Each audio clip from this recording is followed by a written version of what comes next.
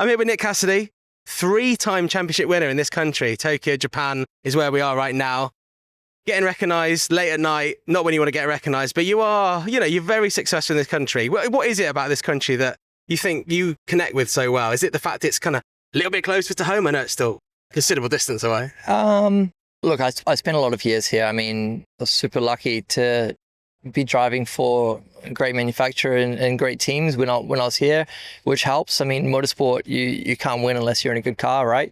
But there were a few championships that we just missed out on as well, like second way too many times. It's kind of the same in Formula E lately.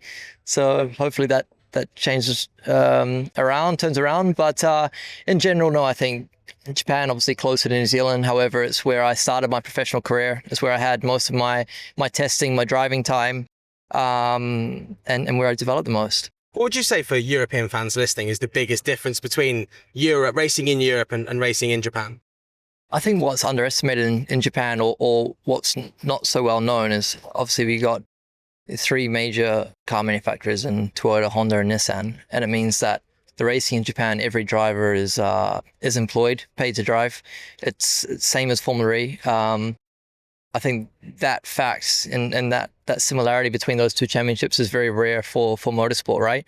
But it means that, you've got driving level at quite a high standard. The respect between drivers is also, I think, there, which is awesome, and we're pretty lucky to be in this position. Looking back then at the start of the season, it's been tricky, but we talk at a moment that I think is like pivotal for you in your season, that podium in Monaco. After, what happened in London last year and the start to this season hasn't maybe gone the way you wanted, you must have been on a bit of a high coming into this weekend. It's kind of perfectly timed. You get a podium in Monaco and then you're back in Japan where you have been so successful in the past. Yeah, look, I'm not going to lie. Last year, Portland, London, that sucked. That sucked. And, Sao Paulo, that kind of was a bit of a kick in the nuts again. So this year's been tough. And I guess post Monaco, I mean, it's not just me. We're a team. There's a fantastic group of people around me, and we all feel it, right? So I think simulated for this race, everyone was just a bit more relaxed. We're a bit more confident in ourselves, and that's nice. We've seen the documentary on Amazon Prime, which documents what happened in London. You used to have to speak. I didn't realize it was actually the day after that you had to speak to the cameras after what went down there. Right. Watching that back, have you watched it back and what did you make of it? No, I haven't watched the docuseries. Fantastic that they're doing it. Obviously wasn't, I guess, a main character, so I don't know how much of the season they showed, but I really felt like we dominated season 10, to be honest. I feel like, there were races I played support fiddle, yet I was still the man to beat in the championship.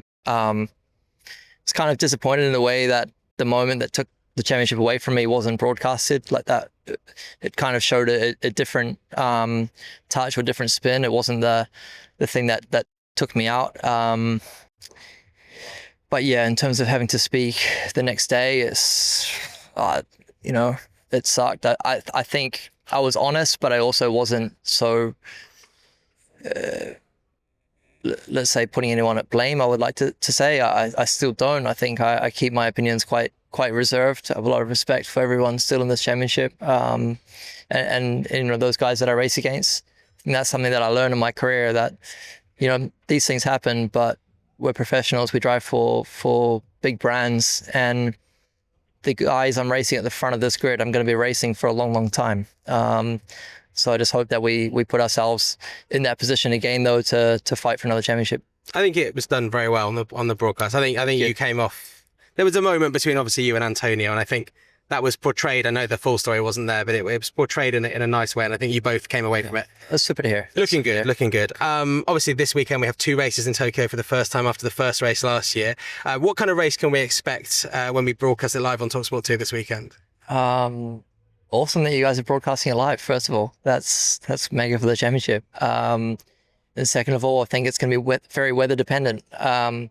We talk a lot about performance and getting these cars right. The window's small. It's so hard to be fast in this championship, to execute a perfect day. But when you get wild weather, pit boost, attack modes, it just makes it, 10 times harder again. So I think that's going to be the main thing of the weekend.